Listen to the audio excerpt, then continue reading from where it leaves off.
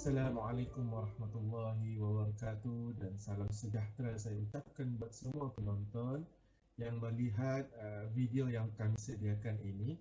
Dan Alhamdulillah kali ini kami diberi kesempatan bersyukur kepada Allah Subhanahu Wa Taala.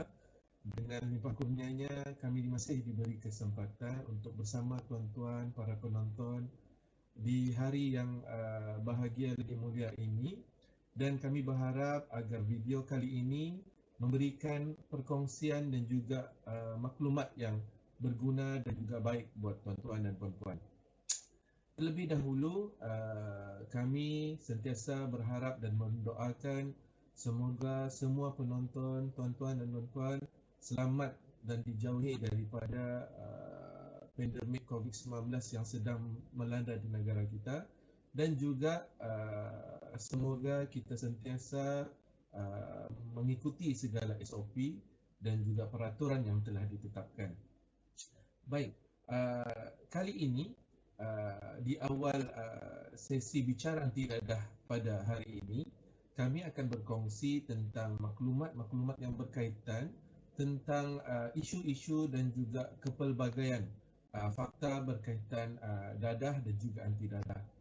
Terlebih dahulu, saya selaku mewakili kumpulan kami ingin mengucapkan ribuan terima kasih kepada pensyarah kami, iaitu Profesor Dr. Haji Muhammad Dahlan bin Haji Abdul Malik, kerana memberikan ruang dan peluang buat kami untuk menyediakan video ini sebagai satu perkongsian buat semua, dan diharapkan agar ianya bermanfaat.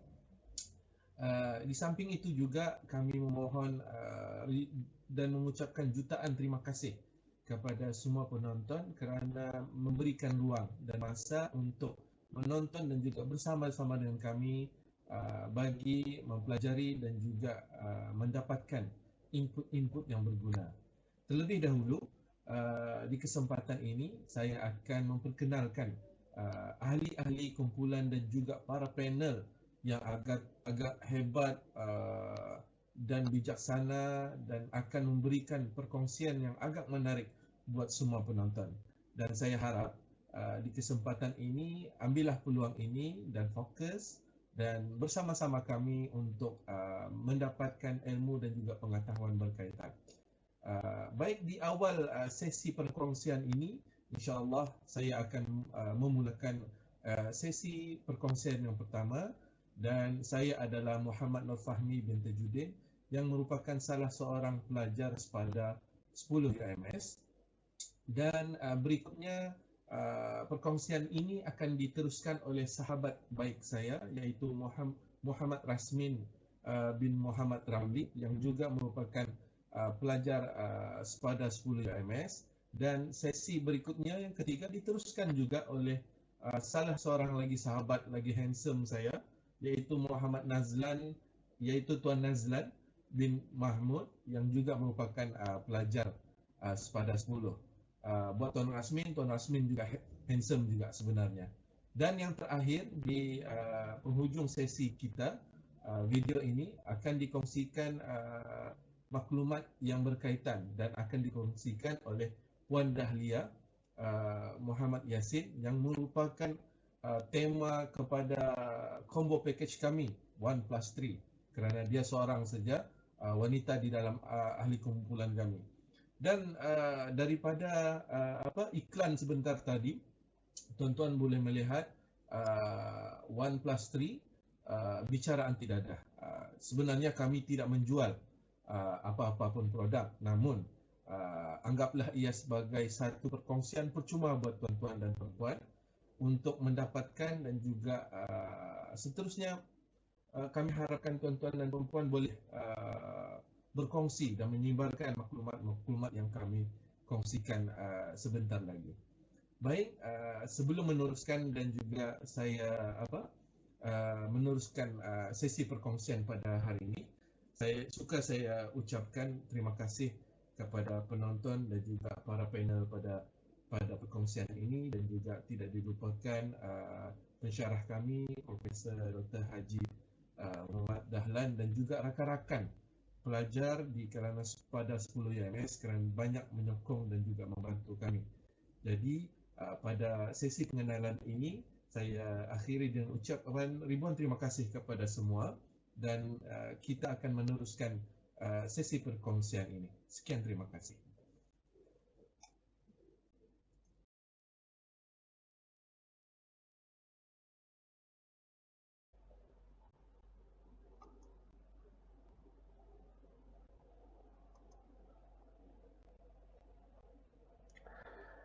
Baiklah tuan-tuan dan puan-puan, pada sesi yang pertama ini saya akan berkongsikan tiga subtopik yang cukup menarik.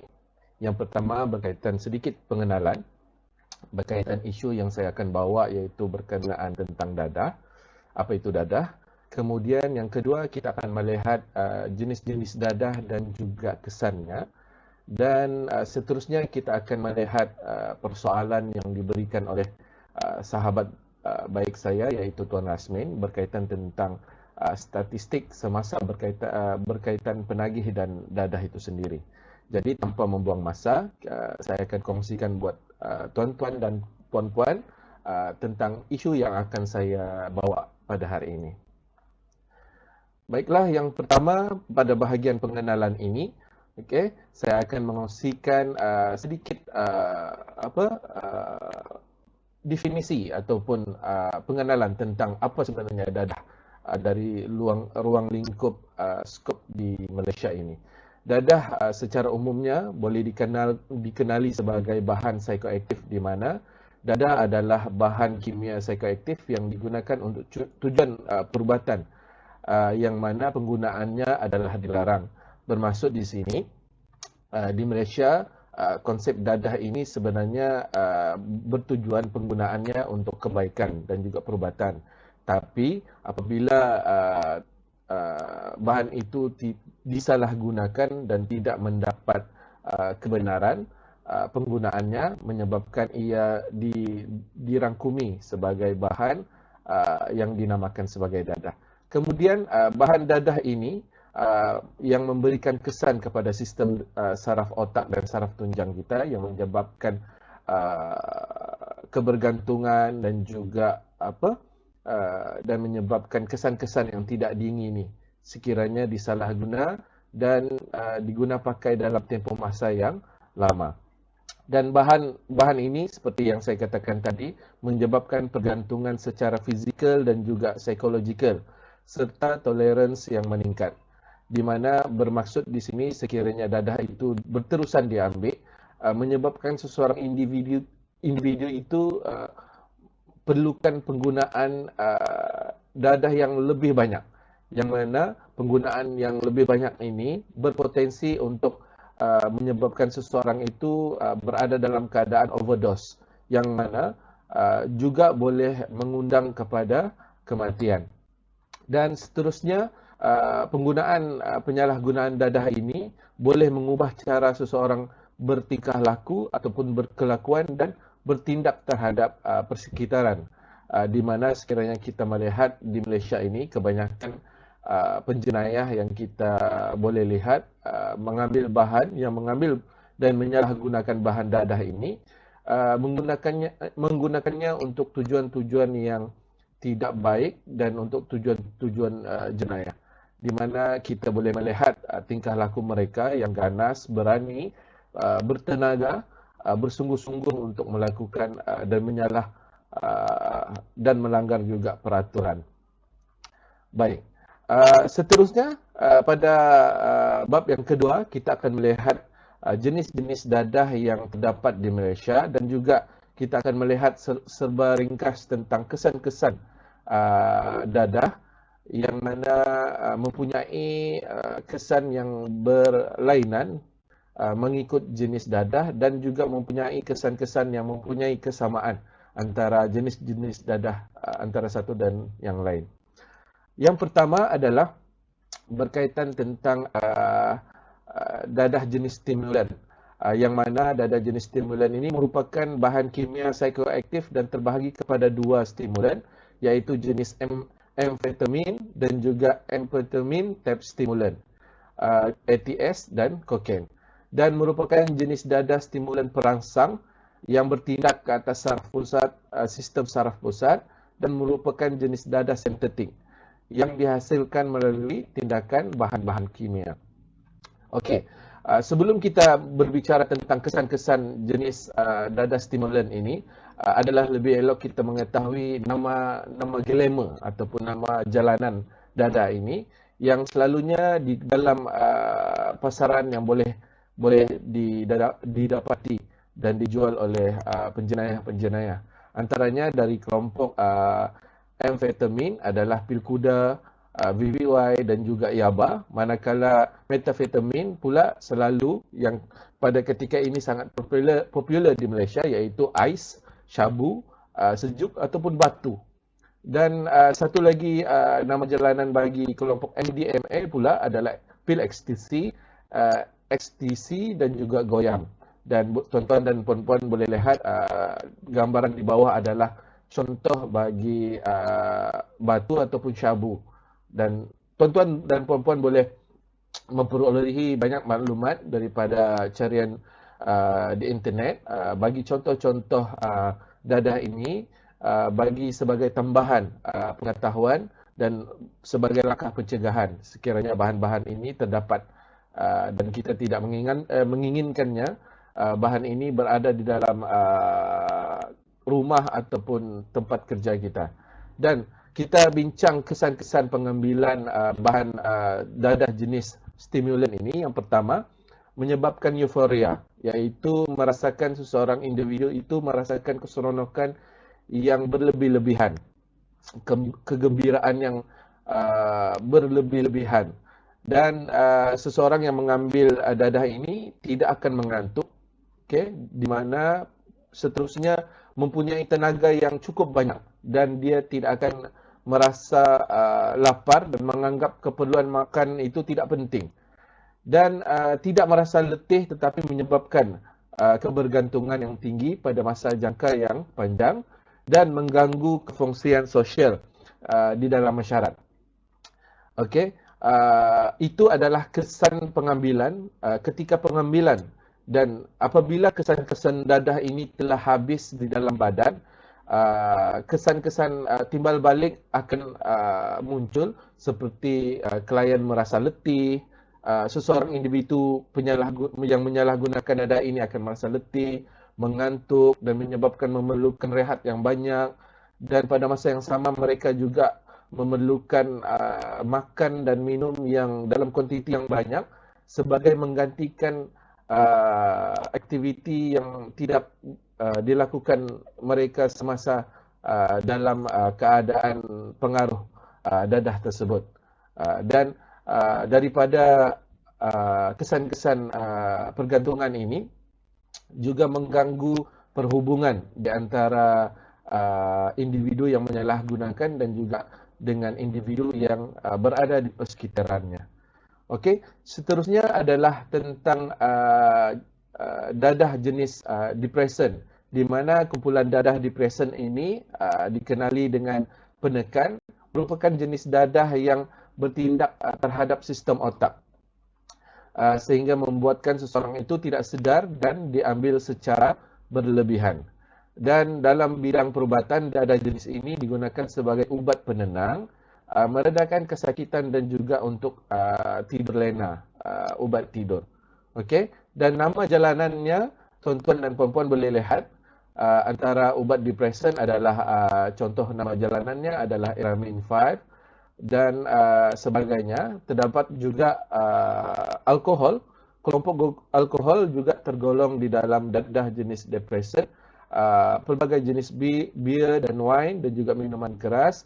GHB juga tergolong di dalam dadah jenis depresan ini. Dan kita lihat kesan-kesannya adalah di mana penggunaan dadah jenis depresan ini menyebabkan seseorang itu merasa khayal secara berlebihan dan berpeluh pun dengan kuantiti yang agak banyak. Dan seseorang individu itu akan merasakan keresahan yang melampau, menyebabkan kemurungan, kecenderungan untuk membunuh diri dan juga dalam keadaan psikosis. Baik, dos yang berlebihan boleh menyebabkan terjejasnya sistem pernafasan dan dan mampu menyebabkan pernafasan itu terhenti dan boleh menyebabkan kematian. Ini adalah antara kesan-kesan pengambilan secara ringkas saya kongsikan buat para penonton. Okey, jenis dadah yang seterusnya pula adalah dadah halusinogen, di mana di dalam dadah halusinogen ini sejenis dadah asli dan juga sintetik yang mengubah pencerapan deria, iaitu mengganggu kita punya sistem deria dan juga sistem pandangan visual kita, yang menyebabkan halusinasi sehingga amat sukar membezakan antara yang benar dan juga tidak benar.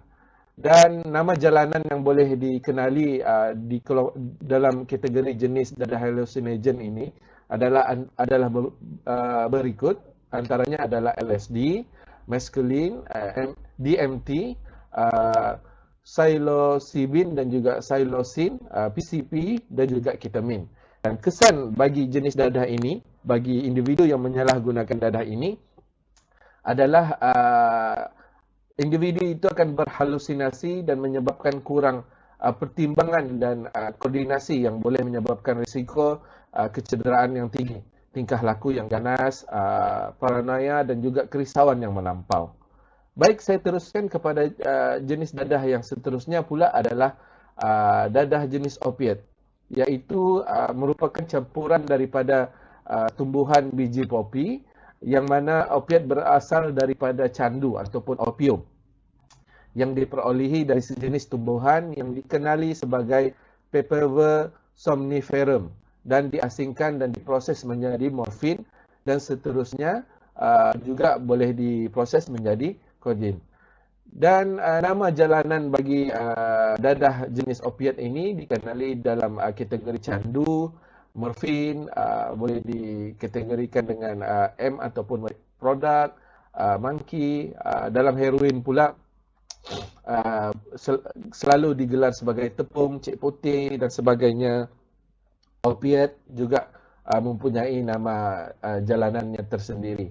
Dan kesan-kesan pengambilan dadah jenis opiat ini, penyalahgunaan opiat mengakibatkan jangkitan, boleh menyebabkan jangkitan seperti HIV dan juga AIDS kerana pengambilannya melalui penggunaan perkongsian jarum, dan boleh menyebabkan kegagalan kefungsian jantung, sistem pernafasan, dan boleh mendapati penyakit radang hati, hepatitis B ataupun C, kemurungan, berhalusinasi, kecelaruan mental dan sindrom penarikan, withdrawal symptom, yang teruk sehingga menyebabkan kekejangan otot dan juga sendi.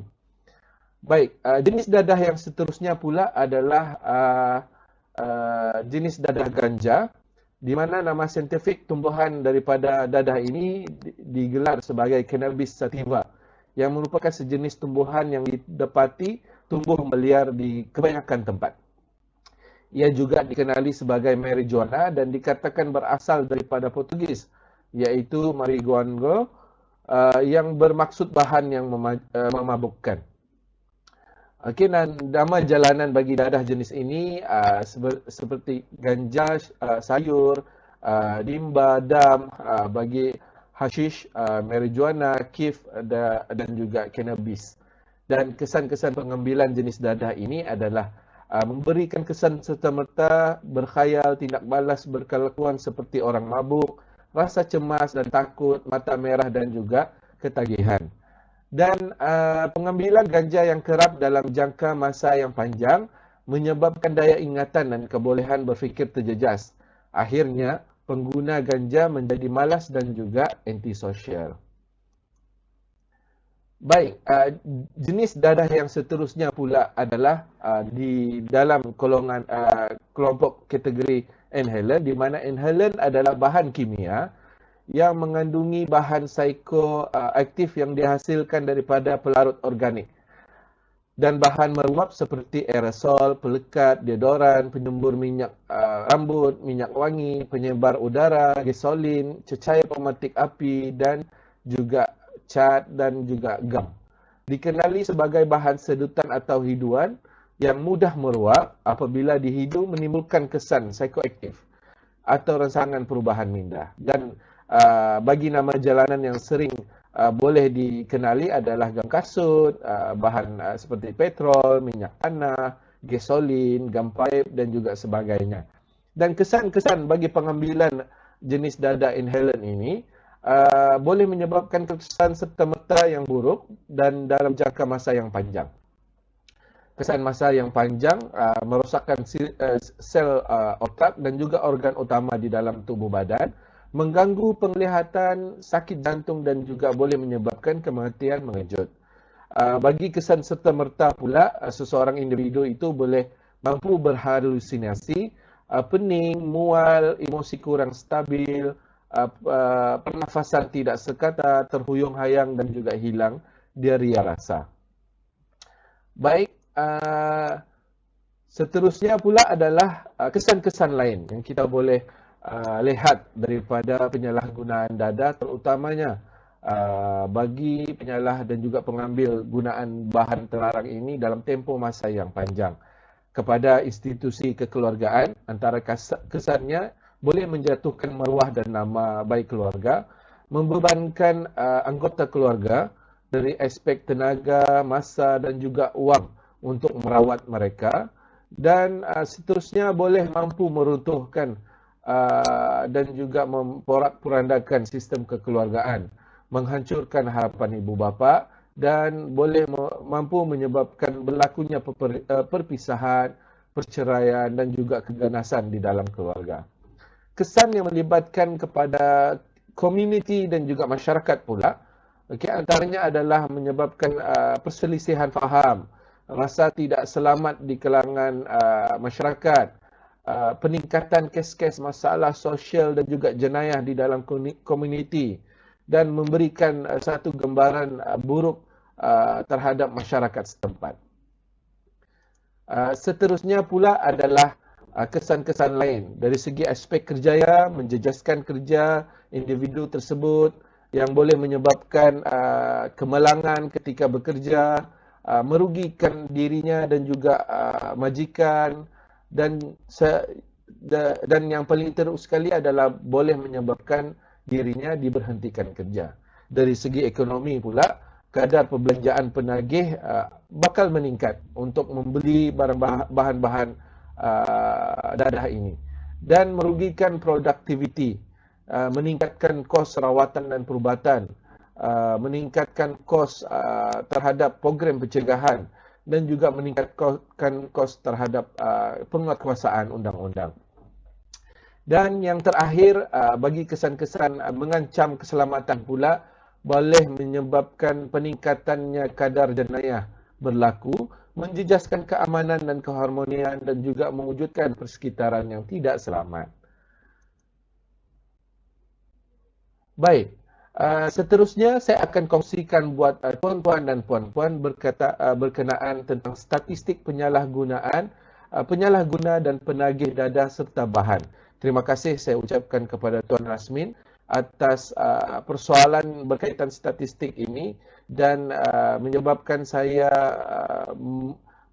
mencari bahan yang berkaitan tentang statistik semasa supaya kita dapat melihat apakah senario dan juga angka berkaitan isu-isu berkaitan dadah ini.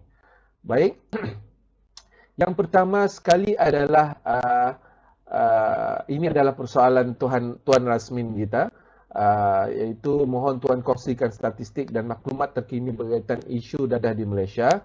Baik, kita teruskan. Yang pertama adalah berkaitan dari aspek jantina, dan data ini sebenarnya terima kasih saya ucapkan kepada pihak bahagian penyelidikan dan dasar agensi anti dadah kerana berkongsikan maklumat ini, dan maklumat ini boleh diperolehi dan diakses daripada laman web agensi anti dadah kebangsaan. Dari segi jantina pula, pada tahun 2020, tahun lalu, jumlah keseluruhan penyalahguna dan penagih dadah serta bahan adalah seramai 128,325 orang, yang melibatkan 95.5% adalah di kalangan lelaki, iaitu 122 561 orang. Dan 4.5% adalah di kelompok golongan jantina wanita, iaitu seramai 5.764 orang. Daripada angka ini, tuan-tuan dan puan-puan, kita boleh lihat jumlahnya memang banyak dan juga merisaukan kita.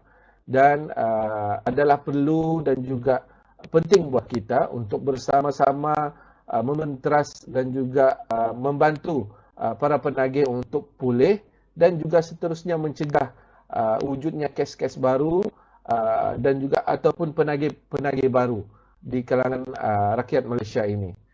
Baik, maklumat yang kedua adalah berkaitan mengikut kategori umur pula. Majoriti daripada 128,000 penagih dadah lebih itu tadi adalah dikategorikan majoritinya daripada golongan belia, iaitu seramai 83,401 orang yang merangkumi sebanyak 65%, dan diikuti kemudiannya oleh golongan dewasa seramai 42,211 orang meliputi 32,9%, dan di kalangan remaja pula turut ada juga, iaitu dalam jumlah yang agak ramai dan membimbangkan, iaitu 2,556 orang. Dan yang selebihnya tiada maklumat sebanyak 0.1%, iaitu melibatkan 157 orang. Okey. Seterusnya adalah mengikut pecahan bangsa, dan kita boleh lihat daripada aspek bangsa ini majoritinya daripada bangsa Melayu, diikuti dengan bangsa Cina, India, pribumi Sabah, pribumi Sarawak dan juga lain-lain bangsa. Daripada bangsa ini kita wajar fahami kebanyakan para penagih ini adalah di kalangan bangsa Melayu, dan kita perlu lihat juga dari aspek pecahan taburan bangsa di seluruh negara kita yang melibatkan 30 lebih juta. Okey, baik. Seterusnya pula adalah daripada kategori pendidikan pula. dari aspek kategori pendidikan, paling ramai di kalangan para penagih kita ini adalah yang menamatkan pelajarannya pada peringkat sekolah menengah, iaitu sebanyak 59.4%, diikuti yang tiada pendidikan formal sebanyak 29.2%, dan peringkat sekolah rendah yang mempunyai tahap pendidikan sekolah rendah sebanyak 8.1%, dan juga yang mempunyai peringkat pengajian tinggi 3.3%. Dari segi ini kita boleh lihat aktiviti penyalahgunaan dadah ini boleh dikaitkan dengan julat umur pihak di kategori belia yang mempunyai rata-ratanya yang telah habis belajar SPM ataupun STPM. Dan di kalangan para penagih ini juga terdapat kedua bilangan terbesarnya tidak mempunyai taraf pendidikan, tidak mengambil pendidikan secara formal. Okey, dan aktiviti penyalahgunaan dadah ini juga tidak memandang tahap pendidikan atau status pendidikan seseorang itu, kerana terdapat juga golongan berpendidikan tinggi terlibat di dalam aktiviti penyalahgunaan dadah ini. Baik. Seterusnya adalah dari kategori pekerjaan pula. Daripada kategori pekerjaan, okey, paling ramai di Malaysia adalah sebanyak 29.4%, iaitu melibatkan penganggur, dan diikuti pula oleh pekerja swasta, seterusnya yang bekerja sendiri, bekerja sambilan, buruh, terdapat juga di kategori tiada pekerjaan, Penjawat awam juga ada di kalangan penjawat awam, penuntut pelajar, maksudnya di kalangan pelajar dan juga di kalangan pesara. Baik, jika kita melihat daripada kategori pekerjaan ini, kita boleh melihat beberapa faktor sebenarnya mengapa penganggur di kalangan penganggur terlibat dalam aktiviti penyalahgunaan dadah ini. Disebabkan ketiadaan pekerjaan dan juga mungkin berkaitan tentang taraf pendidikan mereka, menyebabkan mereka terjerumus di dalam aktiviti penyalahgunaan dadah. Baik, seterusnya adalah berkaitan mengikut kategori dadah. Dan untuk tuan-tuan dan makluman tuan-tuan dan puan-puan dan sidang penonton, dadah yang paling popular buat masa ini adalah daripada jenis dadah amfetamin type stimulant, iaitu dengan nama jalanan yang seperti saya terangkan tadi, syabu ataupun ais, yang meliputi sebanyak 65.2% yang melibatkan seramai 83,698 orang, diikuti dengan dadah jenis opiat dan seterusnya ganja, lain-lain dadah, pil psikotropik dan juga candu. Dan terdapat banyak kajian sebenarnya yang kita boleh lihat yang mana menyebabkan kenapa dadah amfetamin type stimulant ini begitu popular di kalangan penagih, kerana dari segi kos dan juga kesan euforia yang diberikan oleh dadah ini menyebabkan mereka sangat menggilai dan juga meminati dadah ini berbanding dadah-dadah lain.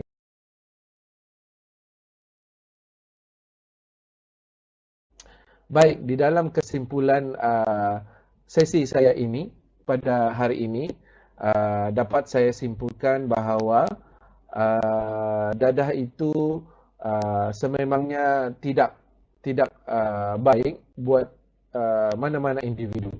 Dan terdapat beberapa jenis dadah yang telah saya kongsikan buat tuan-tuan dan puan-puan yang telah disalahgunakan di Malaysia. Dan majoriti kesan daripada penyalahgunaan dadah adalah sememangnya adalah negatif dan membawa kesan yang buruk. Dan statistik yang saya kongsikan, kita boleh lihat suatu angka yang agak merisaukan, dan saya berharap agar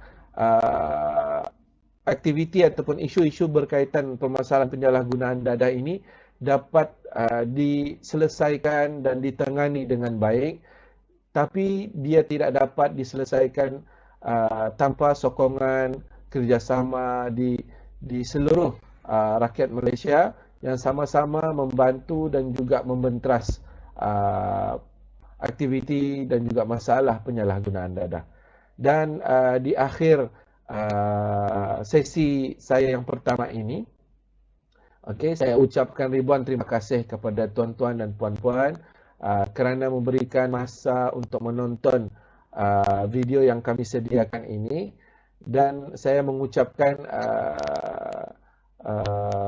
maaf kepada tuan-tuan sekiranya terdapat kekurangan dan juga kelemahan sepanjang perkongsian saya ini. Dan jangan risau tuan-tuan dan puan-puan, sesi kita ini akan diteruskan dengan perkongsian daripada rakan-rakan panel saya yang lain yang turut memberikan perkongsian yang agak menarik buat tuan-tuan. Dan dengan ini saya akhiri video ini, sesi saya ini dengan ucapan ribuan terima kasih dan stay safe semua. Sekian, terima kasih.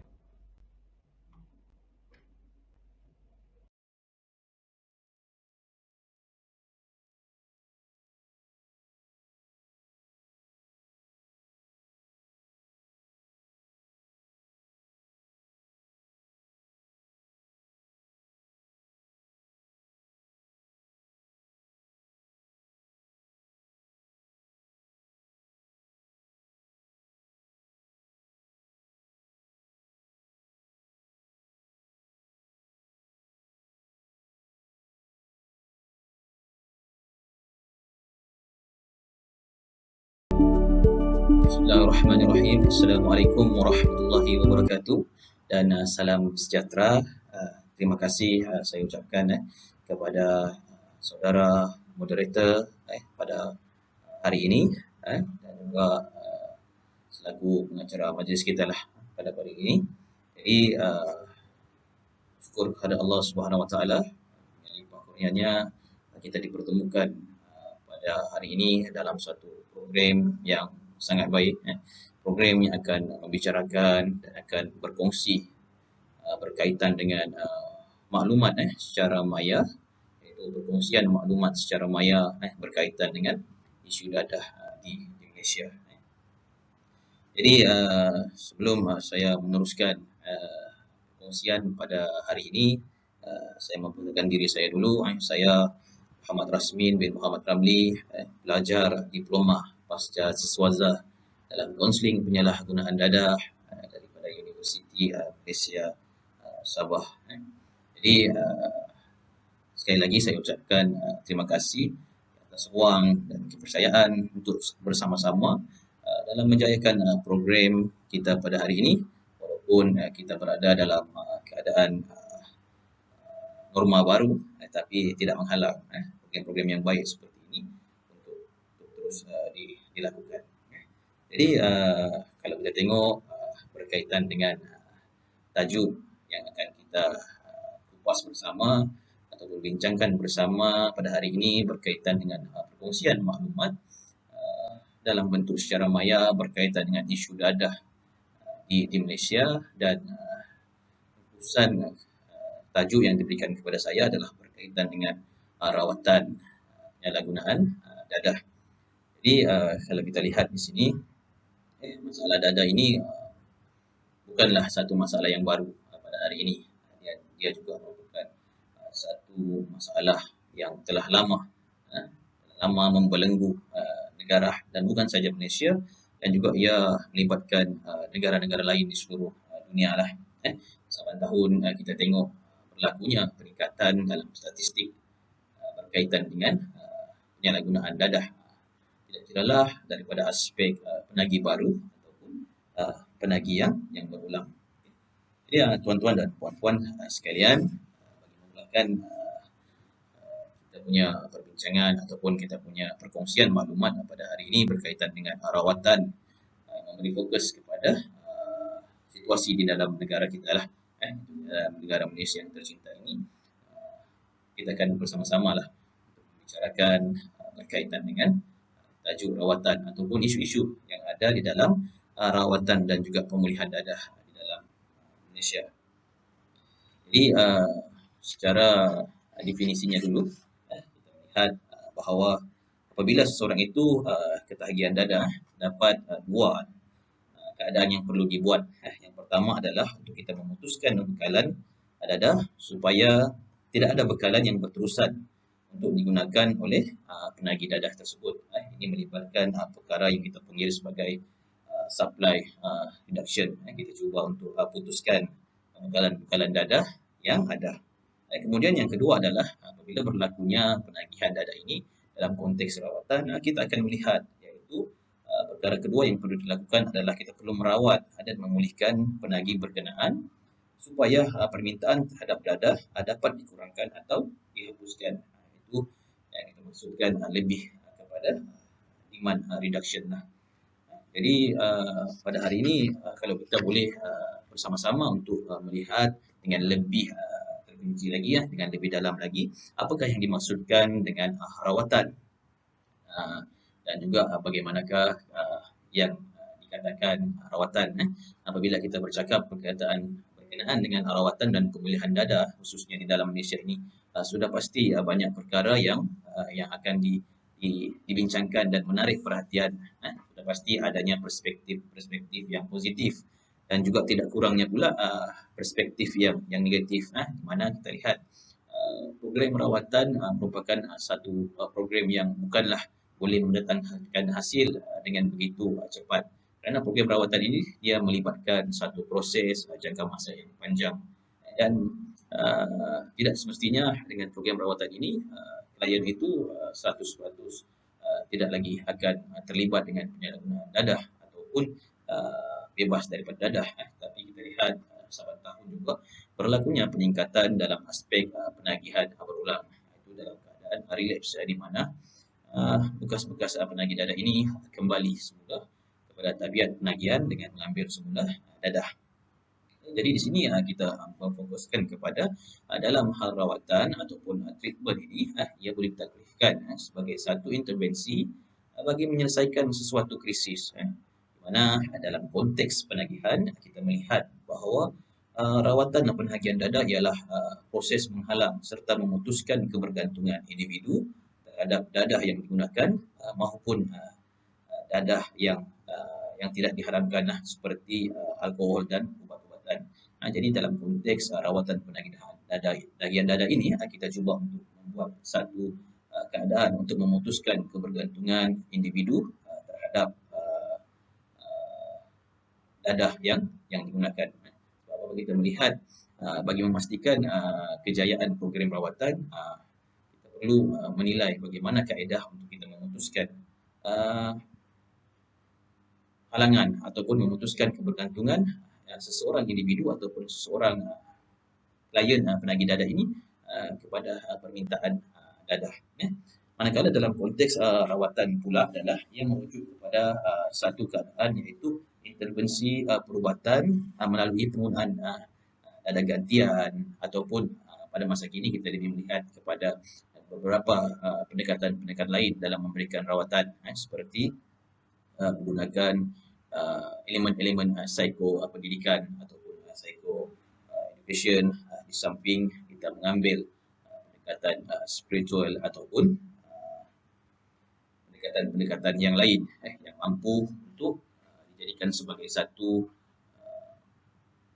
medium ataupun alat yang mampu untuk membantu di dalam mengurangkan ataupun memutuskan permintaan individu itu kepada dadah. Dan apabila kita berkaitan dengan rawatan, sudah pasti rawatan itu seringkali dikaitkan dengan pemulihan. Jadi itulah yang kita kontekskan dengan rawatan dan pemulihan dadah. Jadi dari segi konteks ataupun dari segi definisinya, pemulihan pula sering ditakrifkan sebagai satu proses yang dilakukan selepas detoksifikasi bagi mengelakkan daripada berlakunya penggunaan dadah secara berterusan.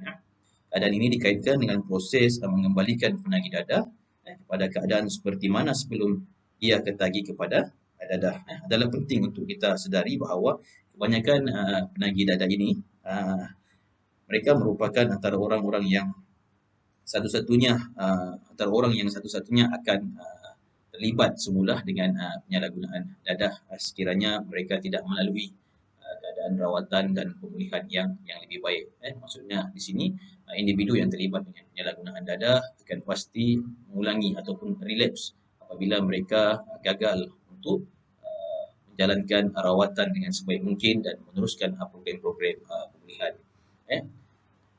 Dan tuan-tuan dan puan-puan sekalian, kalau kita melihat dari sudut yang lebih global, WHO, World Health Organization juga telah mentarifkan masalah penagihan dadah ini sebagai satu penyakit yang kronik, di mana ia merupakan satu keadaan yang sukar untuk dirawat. Sebab apa? Sebab ia melibatkan satu proses kepulihan ataupun satu proses rawatan dan pemulihan yang sepanjang hayat. Jadi definisi penyakit kronik di sini mungkin boleh digambarkan secara mudahnya adalah satu keadaan penagihan dadah. Tarifkan sebagai penyakit yang kronik adalah dia tidak mempunyai dari segi perubatan yang khusus berkaitan dengan penyakit penagihan dadah ini.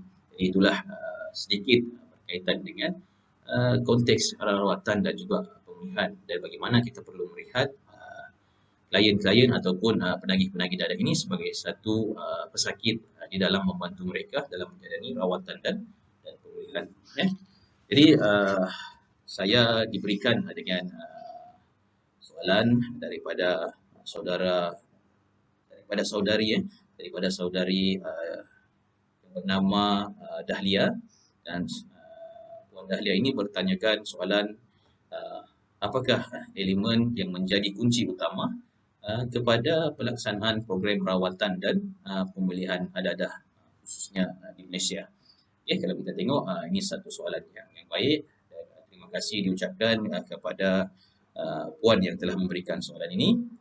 Saya ulang lagi, soalannya adalah berbunyi seperti, apakah elemen-elemen yang menjadi kunci utama kepada pelaksanaan program rawatan dan juga pemulihan dadah di negara kita khususnya di Malaysia lah. Okay. Jadi tuan-tuan dan puan-puan, bagi mengupas ataupun bagi berkongsi sedikit maklumat berkaitan dengan persoalan ini, antara perkara yang kita boleh fokus adalah apakah elemen-elemen di dalam program rawatan dan pemulihan khususnya di Malaysia yang dapat membantu kepada program rawatan dan juga pemulihan kepada penagih-penagih dadah. Jadi secara umumnya kita mengetahui bahawa di Malaysia peranan kerajaan sangat membantu di dalam memberikan kekuatan di dalam program rawatan dan pemulihan ini. Khususnya program rawatan dan pemulihan ini diletakkan di bawah agensi kerajaan, iaitu Agensi Anti Dadah Kebangsaan, dan lebih berfokus kepada bahagian rawatan dan juga pemulihan lah. Kalau tengok pemulihan dadah ini di Malaysia, dia elemen-elemen yang kita guna pakai adalah berkaitan dengan 3 aspek elemen, iaitu yang kita boleh kongsikan di sini. Yang pertama adalah berkaitan dengan elemen psikopendidikan ataupun psychoeducation, dan juga yang kedua mungkin kita boleh berkongsi sikit berkaitan dengan elemen TC, iaitu therapeutic community, dan yang ketiga antara elemen yang saya rasa menjadi kewajipan tidak kira di Malaysia ataupun di mana, iaitu dari segi psikospiritual, iaitu pendekatan agama dalam merawat penagih-penagih dadah inilah, dalam merawat pesakit-pesakit yang terlibat dengan penyalahgunaan dadah. Jadi kalau kita tengok Agensi Anti Dadah Kebangsaan sendiri, dia telah menyediakan prasarana yang terbaik di dalam membantu untuk merawat dan memulih penagih dadah. Tadi di Malaysia ini, Agensi Anti Dadah Kebangsaan telah menyediakan lebih kurang 30 buah pusat-pusat pemulihan yang dapat membantu sakit-sakit ataupun penagih-penagih dadah ini untuk menjalani rawatan dan pemulihan. Kalau kita dapat kongsikan di sini, antara pusat-pusat pemulihan yang terdapat adalah pusat pemulihan remaja, kemudian pusat pemulihan penagih baru ataupun penagih yang ringan, pusat pemulihan penagihan wanita, pusat pemulihan penagihan yang berulang, kemudian ada kategori pusat pemulihan secara sukarela, dan juga ada pusat pemulihan khas, dan juga terdapatnya pusat pemulihan seperti pusat pemulihan yang berkadar sederhana, dan juga kategori yang seterusnya adalah pusat pemulihan multifungsi dan juga dwifungsi, yang mana melibatkan klien lelaki dan wanita. Jadi kita dapat melihat bagaimana komitmen ataupun bantuan yang diberikan daripada pihak kerajaan dalam membantu program rawatan dan pemulihan di Malaysia dengan menyediakan satu prasarana yang baik sebanyak 30 buah pusat di seluruh Malaysia yang dapat memberikan bantuan dari segi program rawatan dan pemulihan kepada penagih-penagih dadah, dan dia telah mengkategorikan kepada 9 jenis kategori pusat pemulihan, dan keadaan ini akan memudahkan program rawatan dan pemulihan berjalan. Kalau kita tengok di setengah negara, dia mencampurkan dalam satu pusat pemulihan itu sama ada remaja ataupun dia penagih yang baru ataupun penagih berulang, ataupun bagaimana latar belakang penagihan dan sejarah penagihan klien itu dicampurkan dalam satu pusat ataupun program rawatan dan pemulihan. Tapi di negara kita, Agensi Anti Dadah Kebangsaan sendiri telah mengurak langkah dengan membuat pengkategorian pusat-pusat pemulihan ini berdasarkan dengan keperluan rawatan dan pemulihan yang diberikan kepada klien ataupun penagih-penagih dadah yang menjalani rawatan dan pemulihan di situ. Macam mana yang saya kongsikan tadi, terdapat 9 kategori fungsi pusat pemulihan penagihan narkotik ataupun PUSPEN di Malaysia, di mana semuanya memberi objektif yang sama, iaitu memberikan program perawatan dan pemulihan kepada semua yang terlibat dengan penyalahgunaan dadah. Jadi berbalik kepada soalan yang diajukan tadi, apakah elemen-elemennya. Jadi di dalam setiap puspen ini ataupun tidak mengiralah puspen ataupun NGO yang menubuhkan pusat-pusat pemulihan swasta, antara elemen yang kerap kali diguna pakai dan juga menjadi kunci utama dalam melaksanakan program rawatan. Yang pertama sekali adalah berkaitan dengan elemen psikopendidikan ataupun psychoeducation. Jadi kita melihat bagaimana psikopendidikan ini berperanan dalam program perawatan dan pemulihan.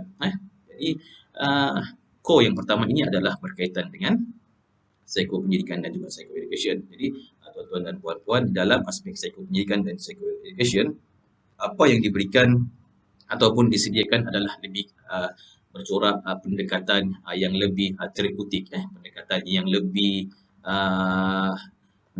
lebih menyentuh kepada psikologi seorang bekas klien itu. Maksudnya di sini dari aspek psikopendidikan, antara program yang dijalankan adalah program seperti ceramah, kemudian program seperti pencegahan relapse, dan juga terdapatnya program seperti kumpulan sokongan sosial. Dan selain itu, yang paling utama juga di dalam program psikopendidikan ini adalah aspek counselling. Kira-kira yang melibatkan counselling individu, counselling kelompok dan juga counselling keluarga. Di samping terdapat juga pusat-pusat pemulihan yang menyediakan counselling pekerjaan. Ini adalah satu perkara yang kita lihat elemen yang terpenting di dalam memberikan bantuan dalam aspek rawatan dan pemulihan. Tidak kira pusat pemulihan itu disediakan oleh jabatan kerajaan di bawah agensi antarabangsa kebangsaan itu sendiri ataupun melibatkan pusat-pusat pemulihan NGO, di mana aspek psikopendidikan dan psychoeducation ini adalah satu elemen yang menjadi kunci utama di dalam memastikan kejayaan program rawatan dan pemulihan itu dapat dicapai dan membantu klien untuk berada dalam situasi rawatan dan pemulihan yang sebenar. Jadi apabila kita mendalami dengan lebih dalam keadaan ini, bermaksud di sini psikopendidikan dia akan menyentuh aspek-aspek yang berkaitan dengan kaunseling, macam saya sebutkan tadi, di mana klien akan diberikan kaunseling berkaitan dengan isu permasalahan ataupun keperluan yang klien rasakan perlu. Sebab kita tahu setiap klien yang terlibat dengan penyalahgunaan dada ini, mereka mempunyai masalah lain di dalam kehidupan seharian. Jadi faktor-faktor inilah yang akan diberikan tumpuan, yang akan diberikan perhatian oleh kaunselor-kaunselor ataupun pegawai-pegawai pemulihan di dalam melaksanakan sesi kaunseling di bawah kepompong ataupun di bawah kelompok psikopendidikan ini. Selain daripada itu, aktiviti-aktiviti seperti pencegahan relapse, kemudian ceramah motivasi juga dikompilkan ataupun digabungkan bagi memberikan sokongan terhadap program psikopendidikan ini.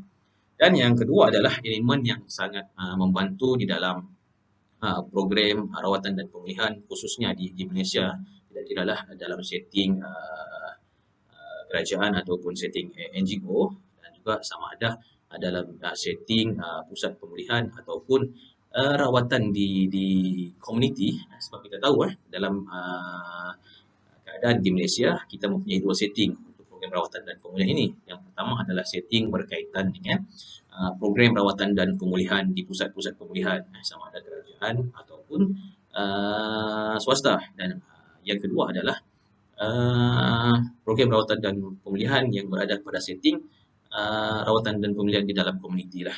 Jadi antara kunci utama ataupun kunci kedua dalam memastikan kejayaan program rawatan dan pemulihan adalah elemen psikospiritual, iaitu bagaimana melihat keberkesanan agama di dalam membantu merawat penagih dada lah. Khususnya kalau kita tengok di agensi anti dadah kebangsaan sendiri, mereka menggunakan pendekatan psikospiritual seperti modul ISRA. ISRA ini adalah Islamic Spiritual Rehabilitation Approach, bagaimana pendekatan agama digunakan dalam membantu program rawatan dan pemulihan kepada penagih-penagih dada. Jadi corak-corak program ataupun aktiviti yang dilakukan di bawah program keagamaan ini adalah seperti bangun mandi sunat, kemudian kemudian zikir, selawat, dan juga program-program seperti rumah ngaji. Di samping itu terdapatnya juga ceramah-ceramah agama, di samping program yang kita panggil sebagai halakah, di mana membantu klien untuk menguatkan lagi kerohanian klien ataupun untuk menguatkan lagi faktor dalaman klien dalam menyentuh hati klien bagi membantu menyedarkan klien dan membantu klien untuk bebas daripada kebergantungan penggunaan dadah. Sebab kita tahu setiap agama sangat tidak memberi penganutnya untuk libat dengan penyalahgunaan dadah ini, dan setiap agama begitu melarang setiap penganutnya untuk terlibat dengan penyalahgunaan dadah, sebab ia mendatangkan banyak keburukan terhadap setiap penagih dadah itu sendirilah.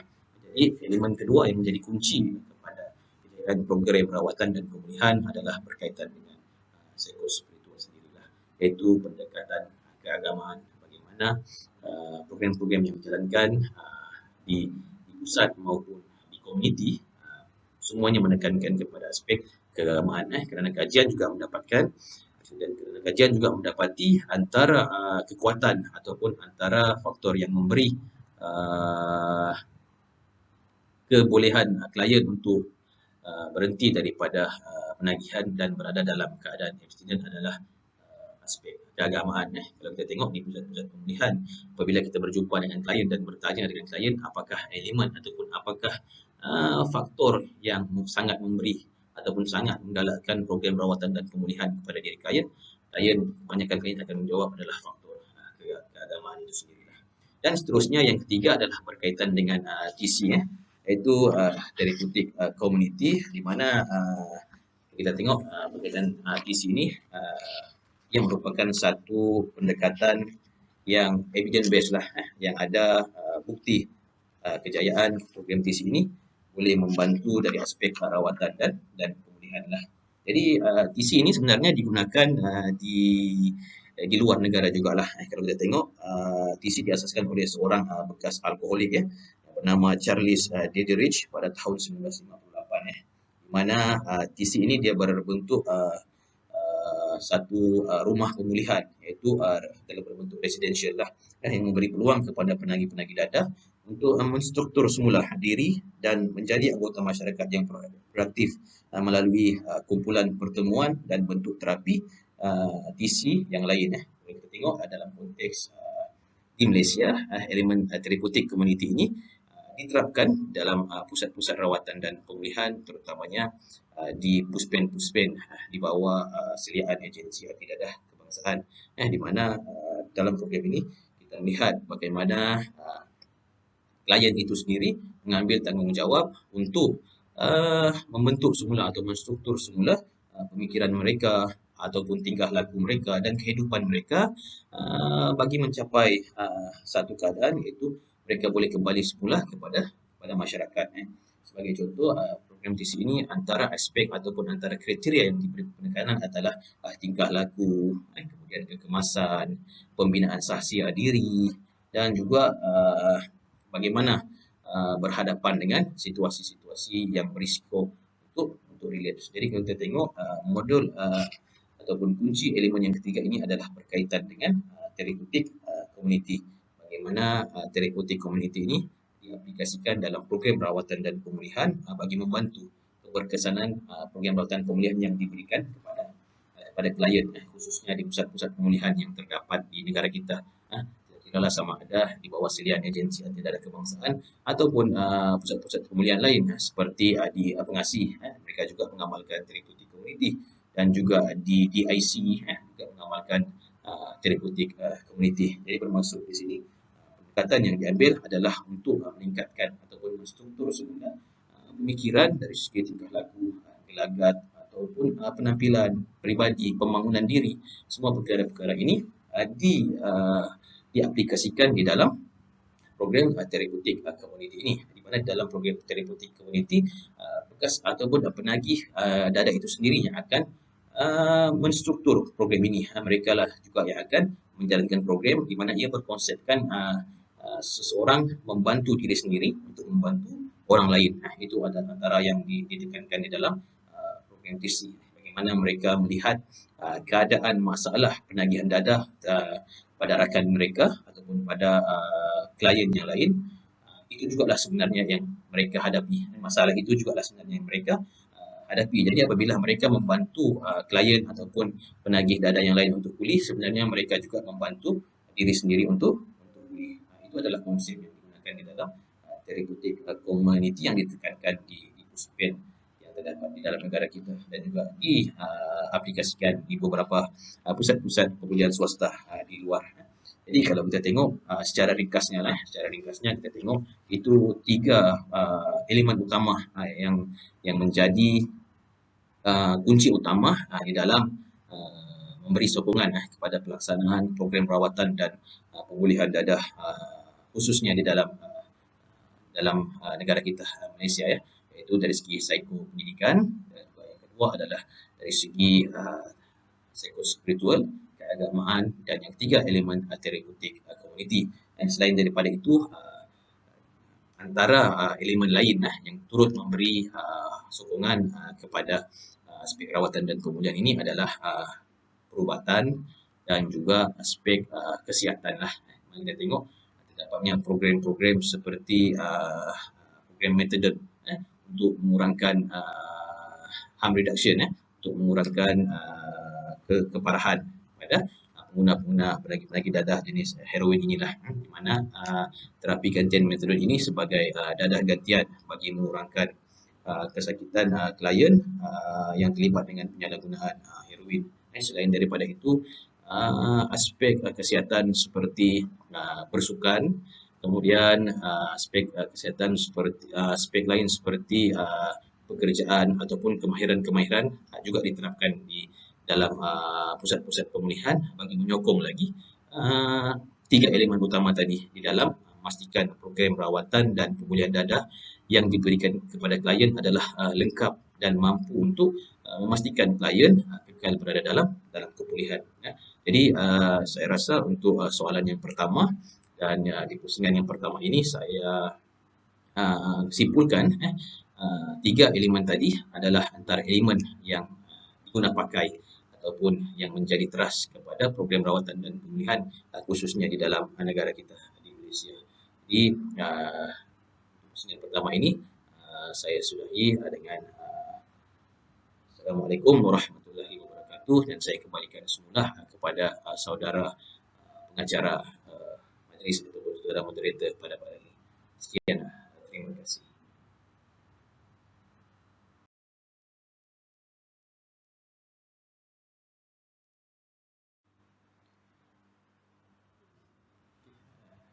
Bismillahirrahmanirrahim. Assalamualaikum warahmatullahi wabarakatuh. Sekali lagi terima kasih diucapkan kepada Tuan Moderator untuk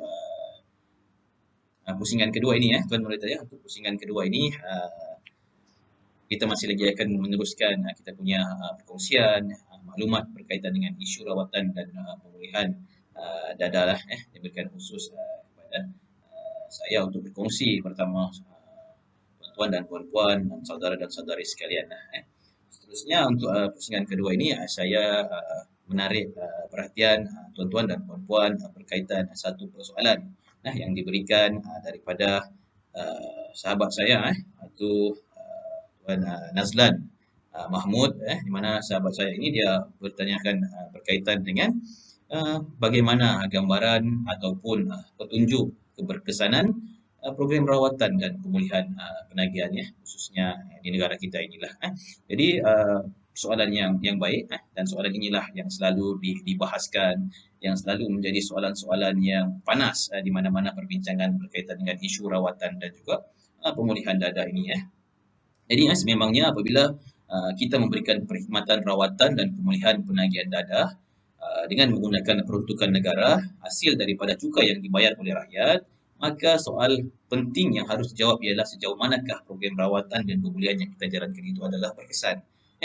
Jadi daripada kacamata pihak yang tidak memahami masalah penagihan ini, sudah pasti isu ini merupakan isu yang menjadi perbualan hangat mereka ataupun menjadi isu yang hangat diperkatakan adakah program rawatan ini hanyalah membazir ataupun satu yang sia-sia, ataupun dari segi yang lain, bagi mereka yang memahami konteks rawatan dan pemulihan, terdapatnya kemanisan-kemanisan ataupun kejayaan-kejayaan yang dapat dilihat hasil daripada keberkesanan program rawatan dan pemulihan inilah kepada penagih-penagih ataupun pesakit-pesakit yang terlibat dengan penyalahgunaan dadah.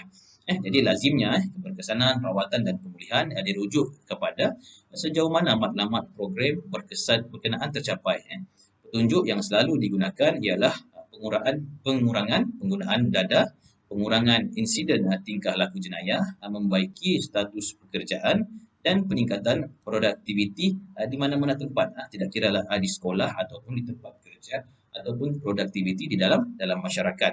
Jadi kalau kita lihat ini antara petunjuk-petunjuk yang mungkin boleh diberikan penekanan dan boleh diangkat naik dalam melihat keberkesanan program rawatan dan pemulihan, iaitu melibatkan bagaimana berlakunya pengurangan penggunaan dadah, bagaimana berlakunya pengurangan dari segi jenayah dan peningkatan produktiviti di dalam kalangan pekerja, tidak kiralah pekerja ataupun pelajar.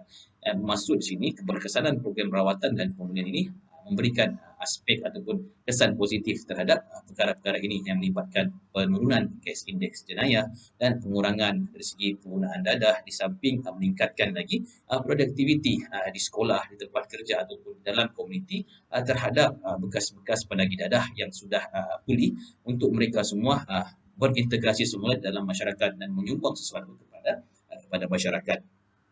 Dalam hal ini, ramai penyelidik bersetuju bahawa pengurangan penggunaan dan penagihan dadah dari tahap yang sedia ada, iaitu harm reduction, merupakan matlamat yang boleh diterima bagi sesuatu program rawatan dan pemulihan. Walau bagaimanapun, pemerhatian secara total ataupun dalam keadaan abstinence daripada menggunakan dadah adalah matlamat akhir bagi semua program rawatan dan pemulihan. Ia tidak boleh dianggap sebagai praktikal kerana ramai penagih mungkin tidak dapat lagi menggunakan dadah tetapi masih mengalami slips ataupun keadaan yang kita panggil sebagai relapse jangka pendek. Ini masih dianggap baik kerana ia merupakan langkah-langkah yang praktikal ke arah total recovery ataupun abstinence.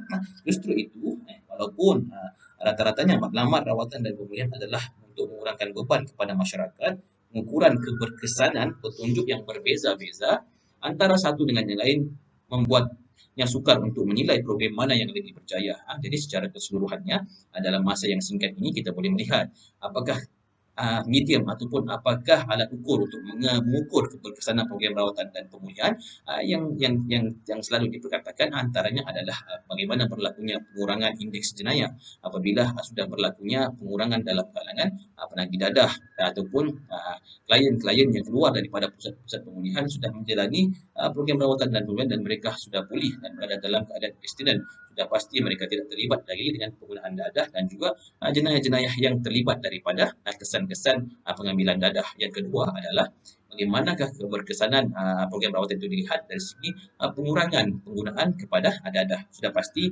mereka yang terlibat ataupun pesakit-pesakit dalam penyalahgunaan dadah ini sudah pasti penggunaan dadah akan berkurang apabila mereka sudah menjalani rawatan dan pemulihan.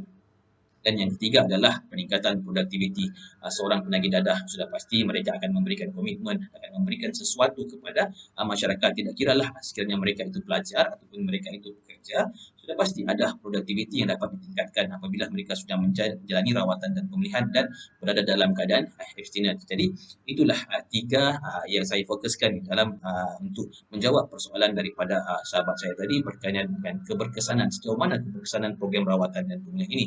Jadi kita perlu melihat ia daripada tiga sudut yang sudah kita bincangkan sebentar tadi.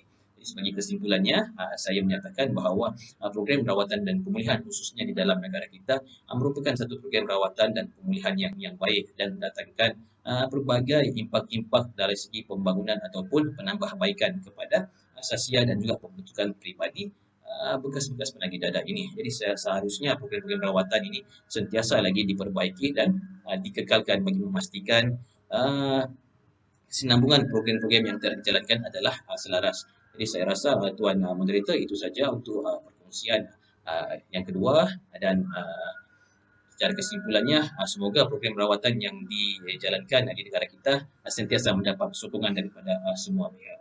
Ya, sekian, terima kasih.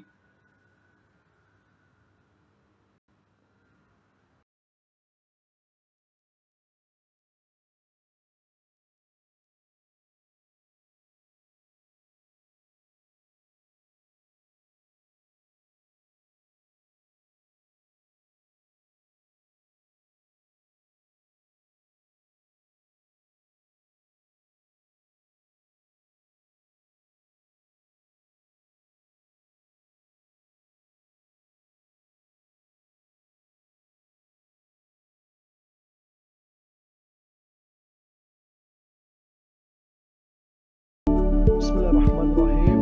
Alhamdulillahirabbil alamin. Wassalatu wassalamu ala asyrofil anbiya wal mursalin wa ala alihi washabihi ajmain. Terima kasih kepada saudara Nur Fahmi untuk memberikan kepada saya peluang pada pagi ini dan hari ini untuk berbicara sedikit berkenaan dengan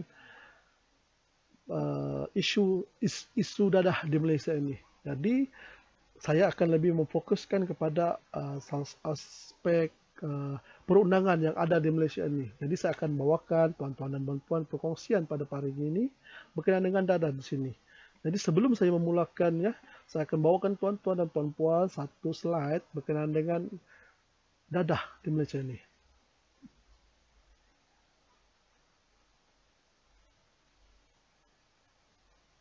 Okey, tuan-tuan dan puan-puan nilaikan sendiri. Pada tahun 2019 ada rampasan dadah terbesar iaitu 2.4 bilion dalam arang batu. Yang tangkapan ini berlaku di Georgetown. Pada tahun 2020 juga sindiket dadah bernilai 144.9 juta tumpas yang dibawakan oleh Astrawani. Yang ketiga, pada tahun 2021 Januari, Polis Johor rampas dadah 201.8 juta, terbesar dalam sejarah JSJN. Yang ketiga adalah dadah 16 tan bernilai 5.2 bilion, rampasan terbesar dalam sejarah negara pada bulan Mac 2021 ni. Itu adalah, tuan-tuan dan puan-puan, itu adalah serba sedikit rampasan yang telah berlaku dan telah dapat pada tahun 2019, 2020, 2021. Jumlah rampasannya sangat besar. Jadi kita tahu isu dadah ini adalah sangat kritikal, dan slogan dadah terkawal 2025 kita harus bantu untuk kita mencapai slogan dadah terkawal 2025. Jadi pada perkongsian pada hari ini saya akan bawa kepada tuan-tuan dan puan-puan berkenaan dengan aspek perundangan dadah di Malaysia. Jadi sebelum saya meneruskan secara lebih lanjut berkenaan dengan aspek-aspek apa undang-undang terlibat, saya kenalkan diri saya dahulu. Nama saya Nazlan bin Mahmud, pelajar master dalam counseling psikologi di Universiti Malaysia Sabah. Jadi ini adalah salah satu tugasan dalam subjek isu-isu penagihan dan rawatan dadah. Jadi saya teruskan kepada perkongsian kepada tuan-tuan dan puan-puan, iaitu saya punya topik iaitu berkaitan dengan aspek perundangan dadah di Malaysia. Jadi saya bawakan kepada tuan-tuan dan puan-puan. Untuk maklumat tuan-tuan dan puan-puan, undang-undang dadah di Malaysia adalah paling tegas di dunia. Ini kerana apa? Kiranya anda mengedar, anda akan mendapat dihukum secara hukuman mati bagi kesalahan mengedar dadah. Jadi antara undang-undang untuk pengawalan dadah di Malaysia ini adalah yang pertama adalah Akta Dadah Berbahaya 1952, lepas tu Akta Racun 1952, Akta Dadah Berbahaya Langkah-Langkah Pencegahan Khas 1985, Akta 316, Akta Dadah Berbahaya Perlucutan Harta 1998, Akta 340 dan lain-lain akta lagi. Dan juga satu lagi adalah Akta Penagih Dadah Rawatan dan Pemilihan 1983, Akta 283, yang mana dia lebih kepada bidang kuasa agensi anti dadah kebangsaan yang bagi tujuan mencegah, merawat dan memulihkan penagih. Manakala yang lain-lain tu akan diuruskan oleh Polis Diraja Malaysia, tapi custom pun ada juga, seperti tengok tadi slide tu, custom pun ada buat rampasan. Jadi dalam undang-undang itu apakah hukuman yang akan diperoleh, akan diberikan? Di hukuman dia pengedaran, tuan-tuan dan puan-puan, pengedaran. Sabit kesalahan, hukuman mati bagi kesalahan pengedaran ini. Itu adalah hukuman. Jadi, kenapa undang-undang ini diadakan? Kita sudah lihat tadi slide itu. Jutaan, bilion rampasan dada. Itu antara yang ada rampasan. Rampasan kecil-kecilan juga ada. Tapi saya fokuskan kepada rampasan yang banyak. Tapi itu antara yang dirampas juga. Ada yang telah lepas kepada tangan pengedar, penagih untuk digunakan. Jadi kenapa undang-undang dada ini perlu ada? Jadi hanya satu untuk peraturan mengawal import, pembuatan, penjualan, pemilikan, pengeksportan, menggunakan semua jenis dan campuran dada ini. Ini bukannya suatu yang kita tidak berikan, kita tidak mau sebenarnya. Kita gunakan undang-undang ini adalah untuk kebaikan bersama. Jadi selain daripada hukuman tadi itu, jadi kita juga gunakan kesalahan data, kesalahan-kesalahan ini adalah untuk kita kawal penggunaan semua jenis dada. Jadi kita juga telah membagikan dada kepada 4 jenis kumpulan mengikut tahap berbahayanya dan hukuman mengikut kumpulan dada yang dikategorikan. Kita dalam undang-undang itu juga ada membezakan yaitu antara pemilikan dan pengedaran. Dan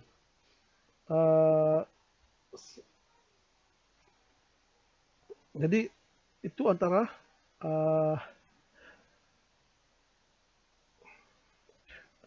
yang saya boleh kongsikan pada awalnya dulu ya. Jadi tuan-tuan dan puan-puan, saya bawakan kepada anda tadi adalah pemilikan dan pengedaran. Jadi apakah itu pemilikan dan apa itu pengedaran? Pemilikan, perkataan pemilikan itu perlulah membuktikan pemilik tahu keadaan benda yang dimilikinya. Dia memilikinya dan dia tahu. Dan pemilik ada kuasa untuk lepaskan benda itu. Dan seseorang yang memiliki haruslah sedar akan pemilikan benda tersebut. Manakala saya bezakan pula dengan definisi pengedaran. Jadi untuk pengedaran pula di bawah section 2 Akta Dada Berbahaya 1952, pengedaran bawa maksud seperti membuat, mengimport, mengekspor, menyimpan, menyembunyi, membeli, membina, menghantar, menyerah, mendapatkan, membekalkan, dan mengedarkan mana-mana dada berbahaya. Jadi untuk dalam pengedaran ini di bawah section 39B Akta Dada Berbahaya 1952 telah menyatakan tiada sesiapa boleh sama sekali bagi pihak orang lain sama ada atau tidak orang tersebut di Malaysia. Nomor 1, mengedarkan dada berbahaya. Nomor 2, menawarkan untuk mengedarkan dada berbahaya atau menawarkan untuk mengedarkan dada berbahaya atau membuat atau menawarkan atau untuk persiapan bagi tujuan mengedarkan dada berbahaya.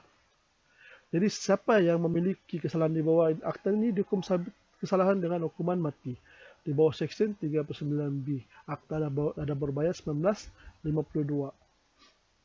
Jadi kenapa hukuman mati mandatory ini dikenakan pada pengendara dada? Kesan pengedaran dada mengakibatkan keruntuhan moral, tuan-tuan dan puan, merosakkan sosial, menjejaskan ekonomi negara. Dada juga boleh mengancam kestabilan dan keselamatan negara jika tidak dikawal dengan perundangan yang ketat. Jadi tuan-tuan kena paham tu. Cara terbaik untuk menghalang orang lain daripada terjumus kepada kegiatan pengedaran dada ini. Jadi selain daripada itu,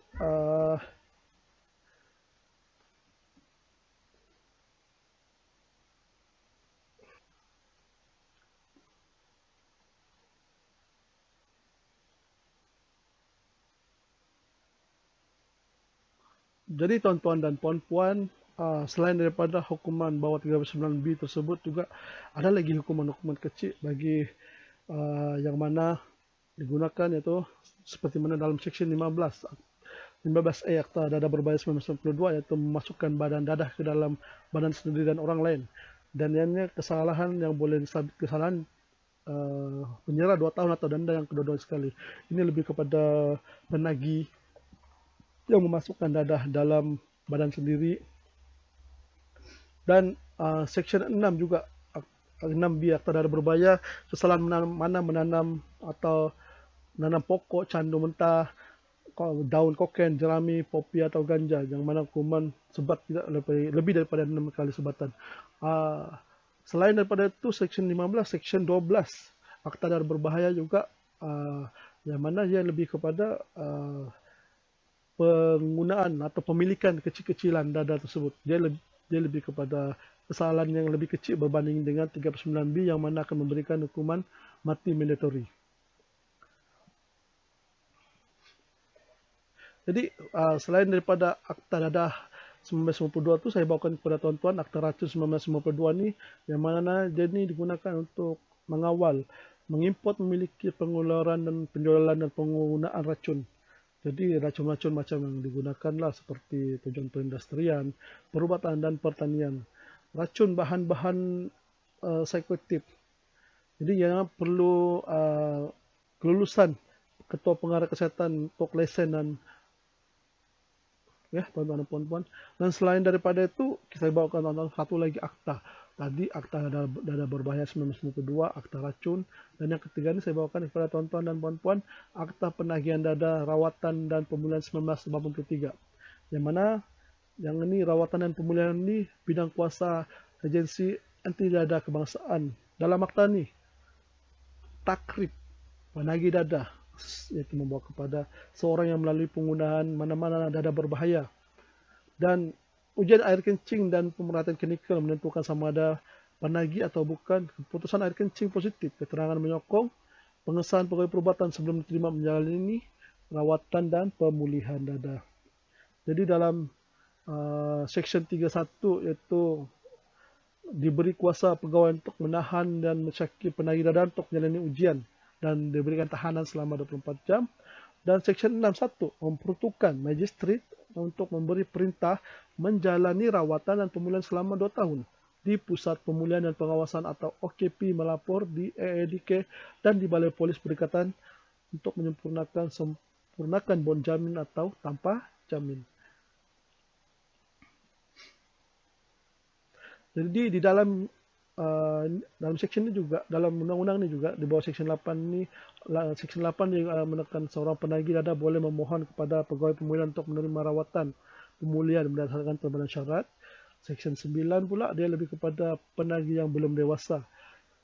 Jadi Section 19 lebih kepada board visitor, Section 15 untuk lebih kepada pemulihan, Section 16 mengendalikan satu pusat pemulihan persendirian bagi tujuan rawatan. Dan Seksi 19 Akta ini juga memerlukan satu kesalahan yang lari daripada jagaan sah di sisi undang-undang atau kesalahan tersebut.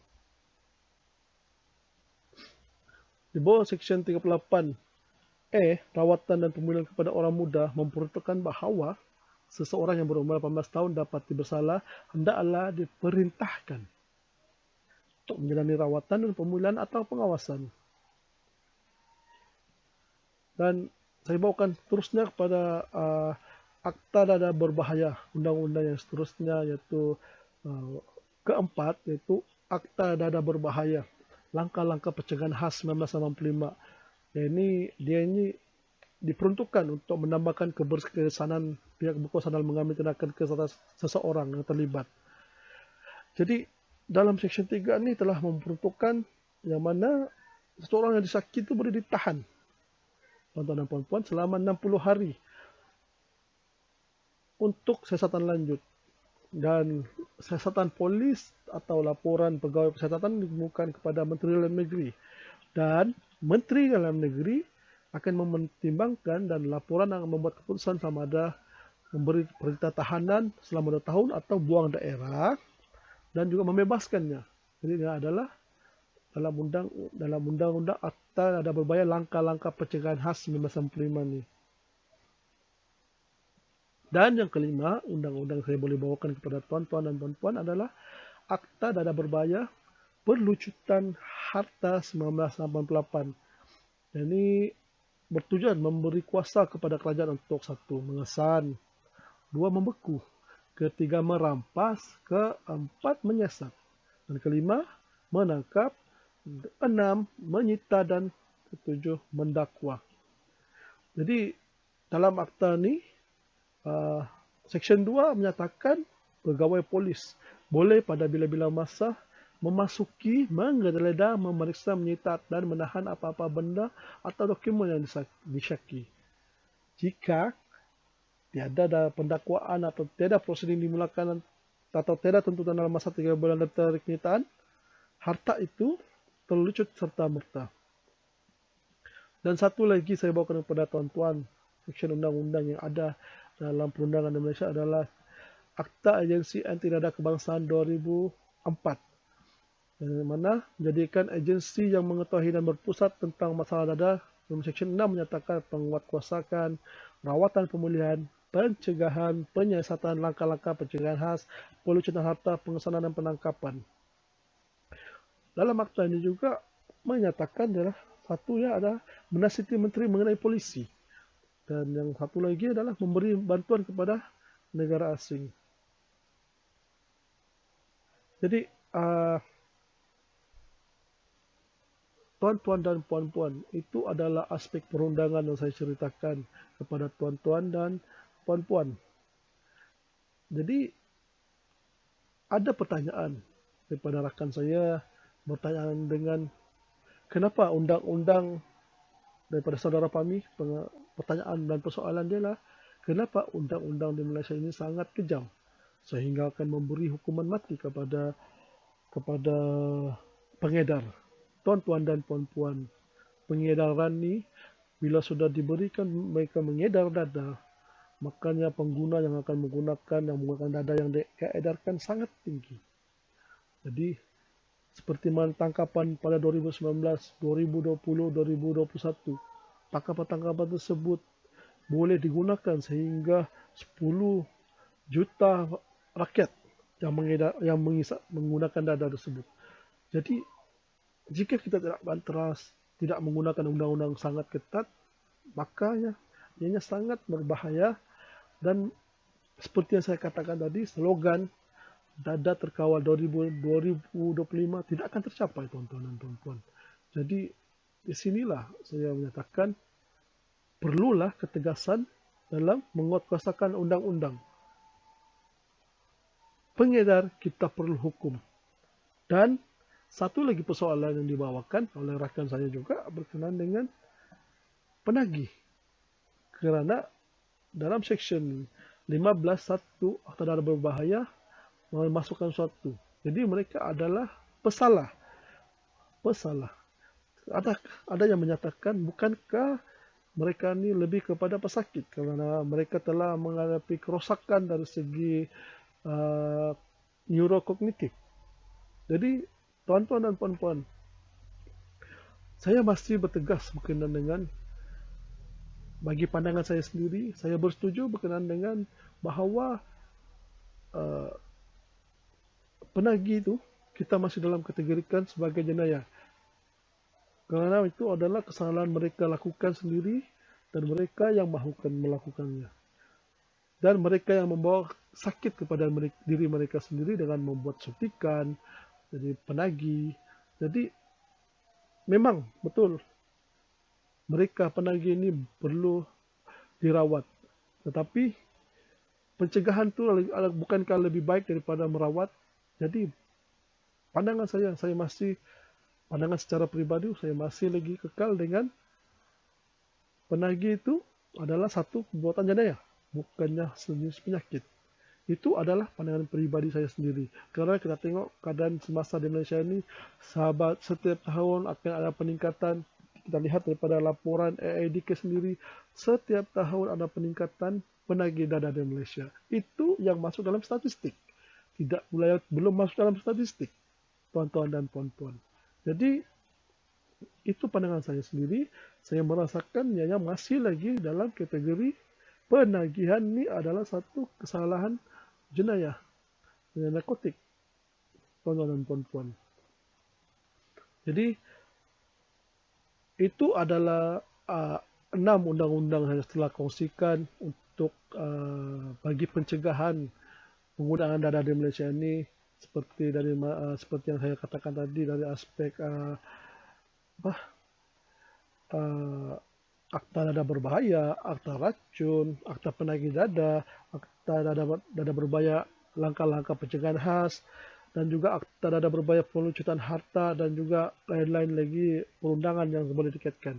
Jadi itu saja perbincangan saya pada pagi ini, perkongsian saya pada hari ini juga.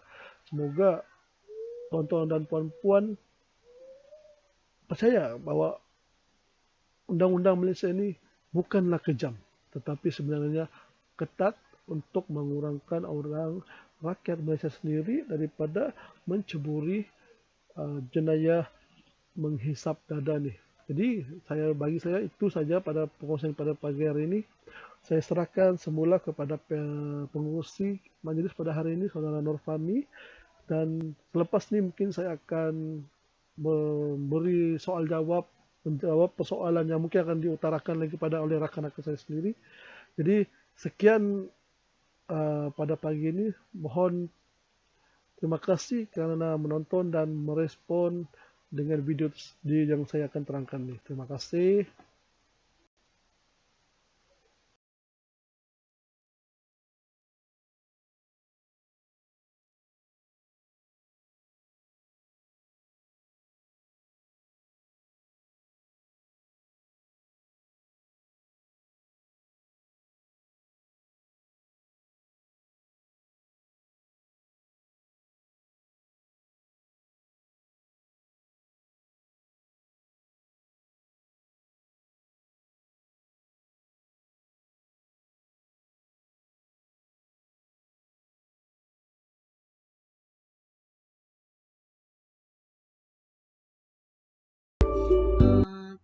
Terima kasih Saudara Nazlan atas soalan tersebut. Saya Dahlia binti Muhammad Yassin. Okay.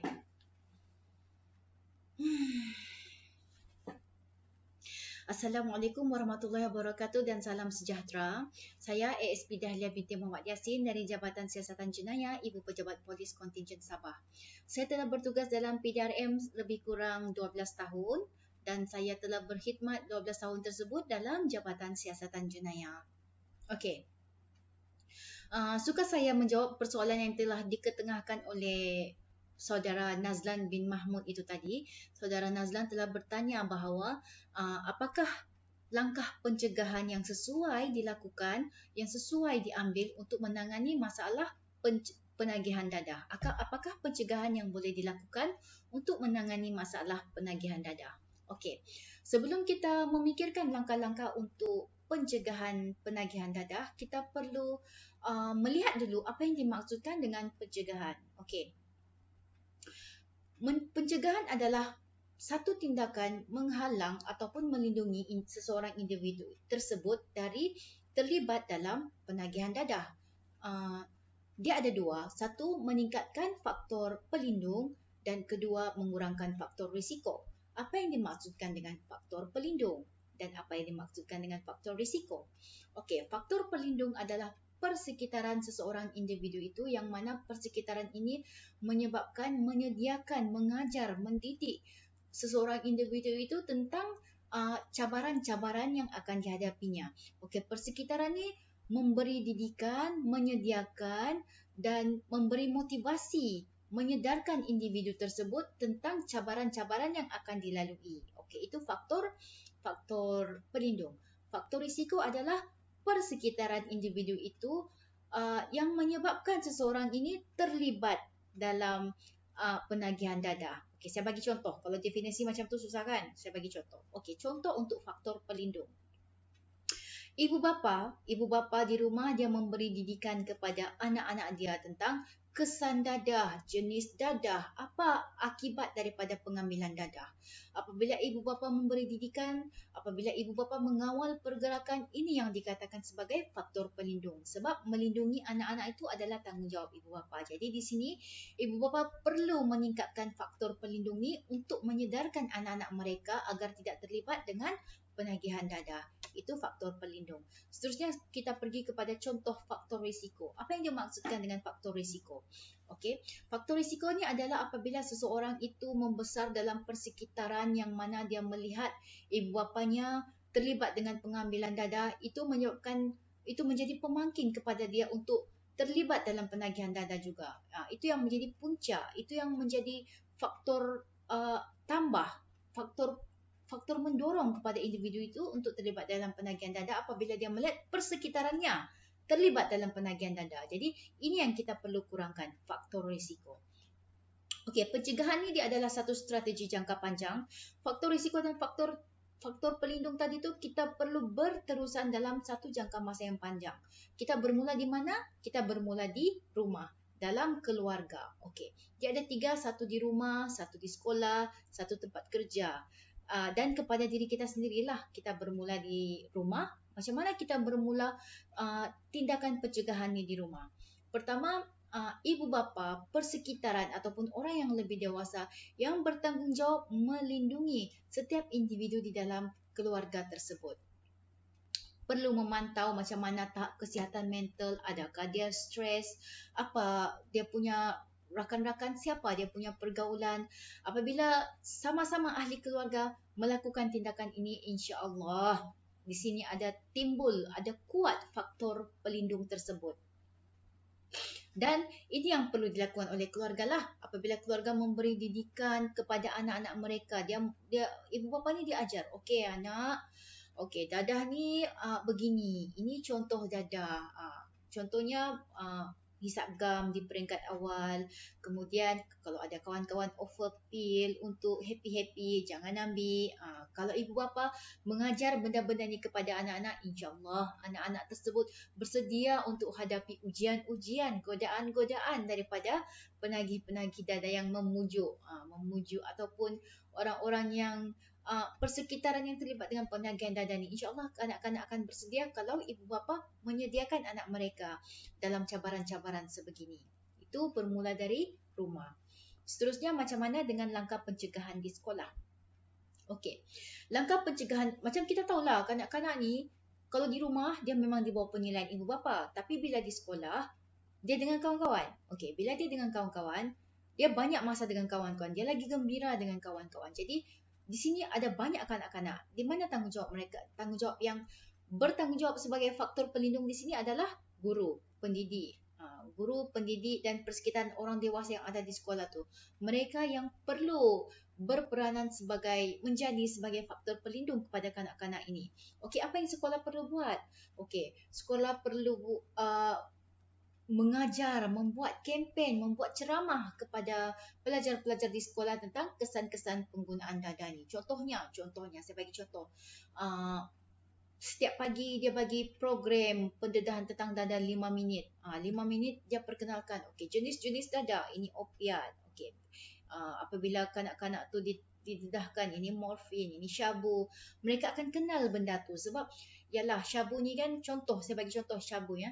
Syabu ni kita memang tahu syabu. Budak-budak pun memang tahu syabu, tapi dia hanya diperkenalkan bahawa syabu.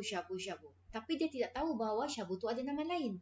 Mungkin kawan-kawan dia akan offer, okey ambillah, ini bukan syabu, ini ais.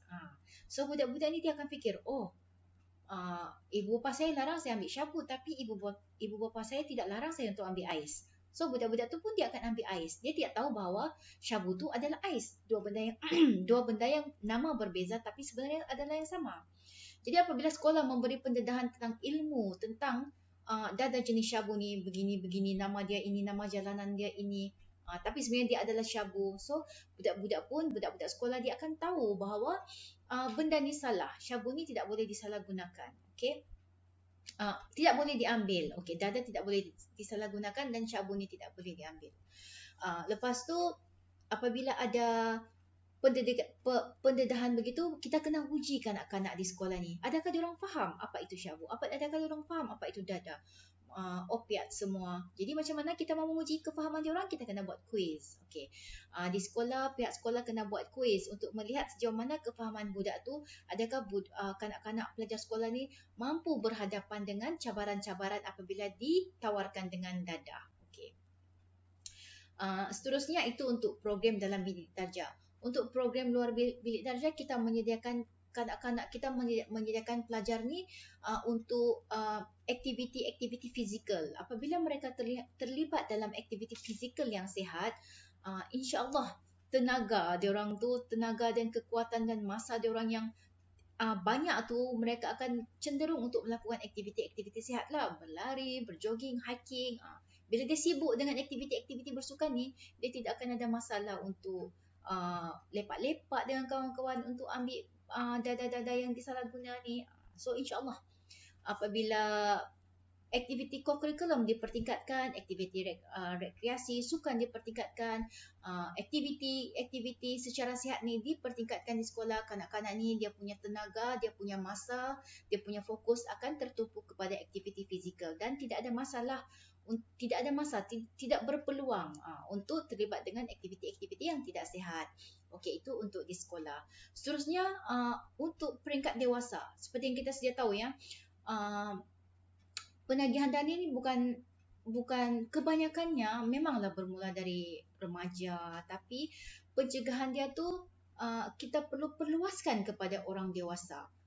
Ramai di kalangan orang dewasa sebenarnya, bukan ramai, sememangnya lah orang dewasa yang ramai mengambil dada ni. Okey, jadi macam mana kita mahu buat pencegahan pengambilan dada di kalangan orang dewasa? Pertama, dia ada dua. Pertama, kita meningkatkan kesedaran dalam diri kita sendiri. Sebelum kita memberi kesedaran kepada orang lain, kita kena menyedarkan diri kita sendiri. Kita kena menambah ilmu diri kita sendiri tentang dada. Apabila kita ada pengetahuan tentang dada, kita boleh sebarkan kepada orang lain. Jadi kita bermula dengan diri sendiri. Tingkatkan ilmu, tingkatkan kemahiran dan pengetahuan diri tentang dada. InsyaAllah kita boleh memberi kesedaran kepada orang lain. Itu pertama, menyedarkan diri sendiri, mencari ilmu tentang dada untuk input diri sendiri. Itu untuk pertama. Kedua, dari segi tempat kerja. Kita boleh buat pencegahan dadah di tempat kerja. Macam mana cara dia? Okey, majikan di tempat kerja dia boleh buat. Saya percaya kebanyakan badan-badan penguat kuasa dia telah melakukan ini ya. Dia telah buat urine test secara berkala, macam contohnya dalam PDRM memang kena ada urine test lah setiap tahun. Apabila kita buat urine test, kita akan melihat bahawa tujuan urine test ni untuk memastikan seseorang tu sentiasa bebas dari penagihan dada lah. Itu tindakan yang boleh diambil oleh majikan.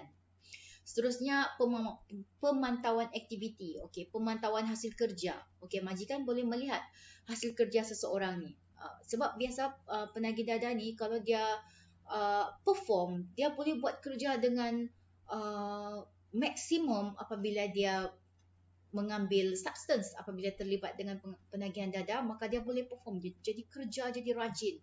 Orang lain buat satu dua kerja, dia boleh buat sampai 10-20 kerja.